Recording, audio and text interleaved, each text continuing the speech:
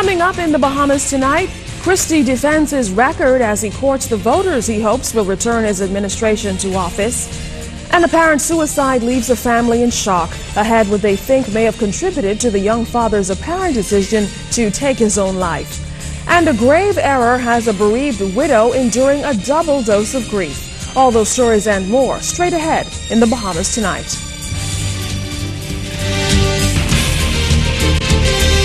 Covering the islands of the Bahamas, ZNS Network presents The Bahamas Tonight.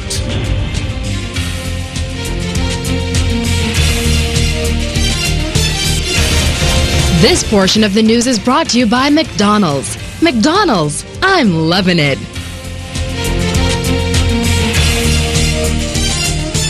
Good evening and welcome to the Bahamas Tonight, the National Report. I'm Keishla Adderley. Thanks for joining us. Topping the news tonight, the election campaign has taken off and much of the discourse surrounding it has to do with the records of the current and former prime ministers. Progressive Liberal Party leader Perry Christie is responding tonight to Free National Movement leader Prime Minister Hubert Ingram's claims that his former administration did nothing during its 5-year term.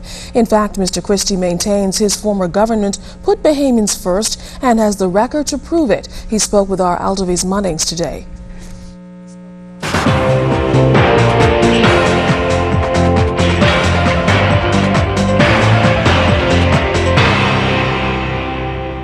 History one day will examine day by day the terms and offices of those of us who've had the privilege to lead. And they will be able to judge truthfully who has done what for whom and how it has been done.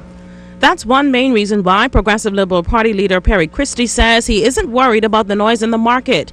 He is certain that during 2002 through 2007, his government exceeded establishing a comfortable life for residents nationwide and thrust the Bahamas onto the international stage with his vision by decreasing the unemployment rate to 7.6%, enabling home ownership for thousands of Bahamians and creating more than 22,000 jobs. Those jobs were being created directly in the tourism industry, and indirectly that impacted jobs being created in other sectors of the economy.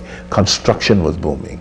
And Mr. Christie boasts that all the infrastructural projects touted by the current Ingram administration now was all started by his former government, although some of them did not become reality. For example, the transformation of Lyndon Pinling International Airport, opening Club Med in San Salvador, Kirchner International's Phase 3, the Bay Street Straw Market, unemployment benefits granted by the National Insurance Board, and the construction of the National Stadium that's set to officially open later this month. I was the second Bahamian to win a medal in international competition. And I had really seen the progress we'd made in athletics, and that our athletic progress outpaced the facilities we had our athletes in. And so I thought, looking at the Caribbean and looking at gifts the People's Republic had done in other countries, I requested assistance with a national stadium, and it was granted. All the Ingram government had to do was sit down and watch the Chinese build it. The GIN development was based on my thinking that Grand Bahama needed this incredible injection, and that Palm Beach was 48 nautical miles away from West End, and that here we had this wonderful development where 6 million wealthy people, upscale people around the Palm Beach area would be able to take yachts and come across and buy and invest. Believing in Bahamians is the theme for the Progressive Liberal Party's 2012 general election campaign, and it will serve as the party's primary focus for their future of the Bahamas.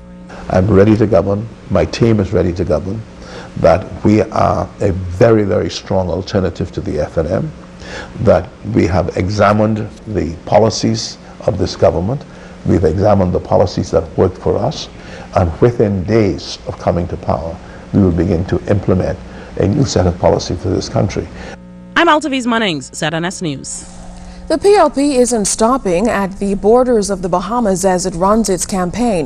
The PLP leader and his team have already visited the United Kingdom and Jamaica and will travel to Miami, Florida tomorrow and then on to Atlanta, Georgia on Friday as they court registered absentee voters. But the campaigning isn't their only interest.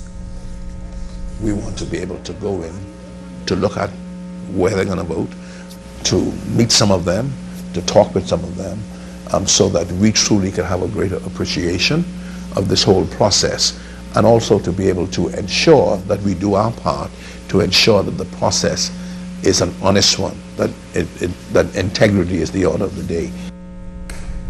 Meantime, the Free National Movement is charging that the Progressive Liberal Party has abandoned Bahamians when it comes to health care. The FNM says, despite a statement by PLP leader Perry Christie back in April 2002 that he wanted to create a system of national health insurance so that poor people will stop dying simply because they're too poor to pay for medical attention, the PLP was not able to deliver. The FNM says the PLP failed to deliver a single component of national health insurance, and infant mortality rates rose significantly while they were in office after having significantly declined during previous FNM administrations. The statement says the opposition also promised to transform the flagship for the entire healthcare system, the Princess Margaret Hospital, into a first-class care facility that it has the potential to become, while modernizing the Sandlands Rehabilitation Center and developing a regional hospital in Exuma. All of these promises, the FNM says, were broken. The FNM says it introduced a national prescription drug benefit and will extend it to all workers and their families, and introduce catastrophic health insurance. The FNM says it's transforming healthcare facilities across the country, including the Princess Margaret Hospital, the Rand Memorial in Grand Bahama, and the Sandlands Rehabilitation Center, and have begun plans for hospitals in Abaco and Exuma, with future plans for Eleuthera and Long Island hospitals.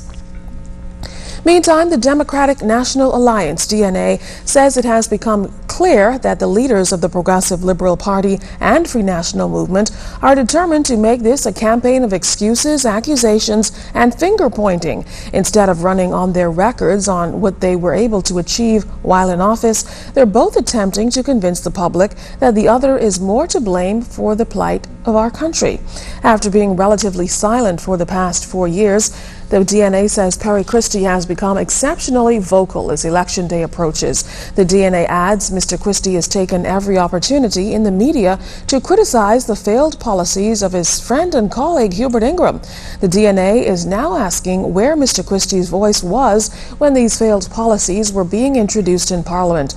The DNA says Mr. Christie has shown an inability to speak on behalf of those who could not speak for themselves until the cameras were turned on for election season. In other news tonight, police are investigating an alleged suicide. A young father was found dead in his home on Lightbourne Avenue off Farrington Road earlier today. Fern Carey spoke with his stunned relatives about what may have led to his apparent decision. Family members of Brico Patrick Ambrister say he has been suffering from depression since September of last year, and despite efforts to help the father of an 11-year-old daughter, Ambrister's aunt Marvane Johnson says her worst fears were realized when she went to his room shortly after 9 a.m. and made the shocking discovery. I asked him to come down here to help me with my mom because he don't live here, and he's basically an early riser, so when I didn't see him, I thought he was just sleeping late. And when I was leaving to go to work, I had my bags in my hand, and I just went to the door and I said, Brico, I said, you sleeping late? I say, time to get up, I'm leaving. I say, I already fixed mommy food, and I left it for you to feed her and get up about 10 o'clock. And when I pushed the door open, he was just there, just hanging there. And I screamed, dropped everything, and went to get his brother Roscoe and tell him, come, cut him down. The unfortunate incident soon attracted curious neighbors who gathered in the area despite the intermittent rain, watching as undertakers removed the body from the Lightbourne Avenue home. Uncle of the deceased, Jeffrey Ambrister, says his nephew was a happy, quiet, reclusive individual who never had any problems with the law or anyone else. Although unsure what triggered his nephew's depression, Ambrister said the 34-year-old lost his job last year and has not been the same ever since. I really don't know what brought on the depression. We tried to get it out of him, but talked to him. I personally talked to him hours and hours recently. Hours upon hours. I would leave work just to talk to him, you know, to get him out of it. Marvane Johnson also said a nephew was unhappy in recent months. From he came down here, he wanted help. We took him to Sandlands, and he was up there for a while, and then he got discharged and he came out, but he was still in that state, you know, of depression where he'll be mumbling to himself, you know, and if he see you coming, then he'll stop, but he basically be mumbling to himself. Meantime, relatives are still seeking answers as they try to come to grips with the death of their relative. Fern Carey, ZNS News. It's a recurring crime police say they've seen far too many cases of just 1 month into the new year. Tonight, police are offering some free advice to prevent you from enduring the trauma and paying the price associated with one particular crime of opportunity. Here's Carla Palmer. Right here, they thief my cell phone. Oh, Jesus, Lord, what going to do? I can't even pay my children. Oh, Lord, officer. It was a dramatization, but unfortunately, in far too many instances, it's reality for many people, all victims of car burglaries. In fact, police are reporting that just a month into the new year and already almost 200 reports have been filed. Director of the National Crime Prevention Unit and officer in charge of the Central Unit, Superintendent Stephen Dean, says in just about every case, the crime could have been prevented. In some cases, keys were left in the door of these vehicles. In many cases, the vehicles was left running. And in a lot of cases, items were exposed on the seat. People are leaving items such as cameras, laptops on the seat of their vehicle. And when we interview them, in most cases they say, Mr. Dean or officer, I just went into the store to get one item. I just went here to drop my child off right there. I could have seen the car. With the message of prevention being better than cure, Sergeant Chrislyn Skippings also offered tips as to what you should be doing to safeguard your property. Look at your surroundings. Please be careful where you park your vehicles. Do not park your vehicles in dark areas. Do not open your trunk in public and put your handbag in the trunk of your vehicle. Please do not hide items underneath your car seats. Do not do these things. Do not leave large sums of cash in your vehicle. Please lock your vehicles at all times. Additionally, as a female, I always see it all the time, like Mr. Dean alluded to. There are times that you're going to a wedding, a funeral, or you're going to the food store, and for some reason you don't want to have that excess bag with you, and so you dash out of your car and you dash to the back trunk and you want to put that bag in the back trunk. Always remember that when you do that, someone is watching. And as you leave, you've just created that opportunity for someone to actually break in to your vehicle, because when they see you putting that bag there, it's to the criminal, it's that something of value is in that bag and I want that item. Police are encouraging members of the public to be more vigilant and responsible. Carla Palmer, ZNS News. Court of Appeal President Justice Anita Allen is expressing support for the trial by jury system. During a special sitting of the Court of Appeal on Tuesday, Justice Allen noted that while the jury system isn't perfect, the right to a fair trial is guaranteed by the Constitution. Justice Allen's comments come on the heels of statements made by former Chief Justice Sir Burton Hall a few weeks ago, calling for the trial by jury system to be abolished, citing the toll on the public purse. Former Chief Justice Sir Burton Hall also called the system inefficient and unfair. However, Justice Allen noted that strong procedural safeguards are in place in our criminal statutes to ensure fairness. There are avenues of appeal, both to this court and to the Privy Council, substantially reducing the risk of unfair trials. I believe jury trial will be an important feature of our criminal justice system for some time to come. However, Justice Allen admitted that some reform is necessary to make the system more efficient and cost-effective. Whatever reforms we undertake, however, I believe our goal should be to maintain a system in which the public has confidence that if charged with a criminal offense, they can be fairly judged in an open and representative system of justice.